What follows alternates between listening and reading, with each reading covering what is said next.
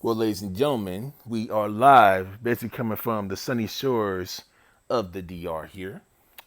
And I want to try and give a quick nod, basically trying to discuss more about the whole Passport Bros situation. I know a lot of folks have been talking about the whole Passport Bros lifestyle and everything, and actually trying to get all the submissive women that they can, all the other stuff, thinking that it's actually much easier to actually deal with like women overseas than women over here, especially women up in the Western world.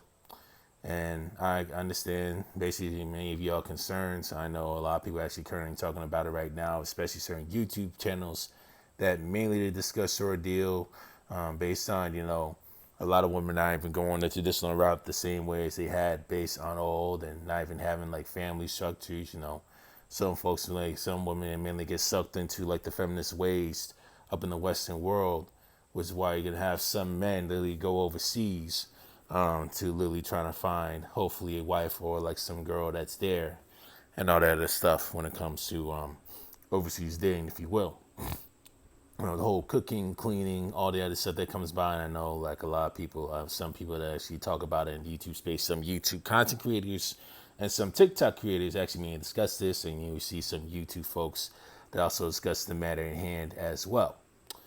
Now, there's a difference between being a passport bro, in which actually looking to actually go overseas and mainly finding a wife, and hopefully probably maybe actually stay in that country and actually being like getting your second citizenship there and actually getting a second place of residence there, so you'll be able to spend more time in that country than you have done up in the Western world, and passport pimping, right?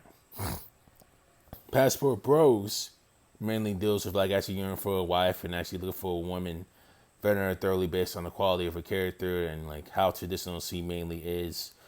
Whereas passport pimping is where you meet like a bunch of women, more like basically one woman a day, doing various threesomes, doing everything you can to actually try to maintain your knots count, even if it means really trying to hook up with a prostitute, actually trying to get like some quick fix and all that other stuff, right? So that's basically what passport pimping is actually trying to meet up and hook up with various women literally all over the globe. A lot of many like basically like there are like second world, third world, not really as advanced as the Western world currently is, or in some spots up in the Middle East, or even some spots when it comes to certain Asian countries. You know, they try and look for their little advancement because they aren't really technologically or even financially advanced.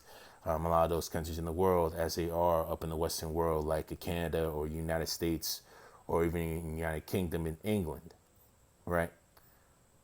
Those are the issues when it comes to actual third world countries and their type of women.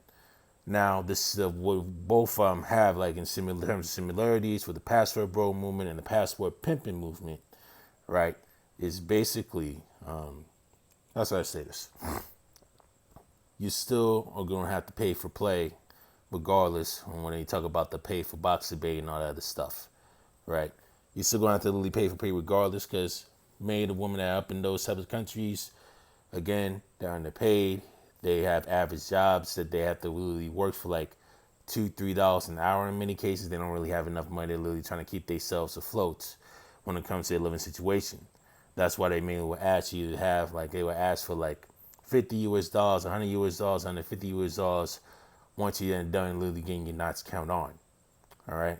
So in all cases, you're still gonna have to literally pay for play regardless, especially when you're dealing with like professional escorts actually coming by on third world countries as is. So regardless of what happens, you're going to be paying for play in advance when it comes to passport pimping.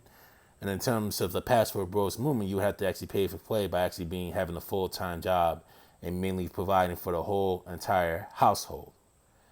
So in all cases, right, if you don't pay now, you're going to pay regardless. You'll eventually literally pay up down the line later should you choose to really stick with that woman, right? Ain't no one around this whole ordeal, gentlemen. You know what I mean?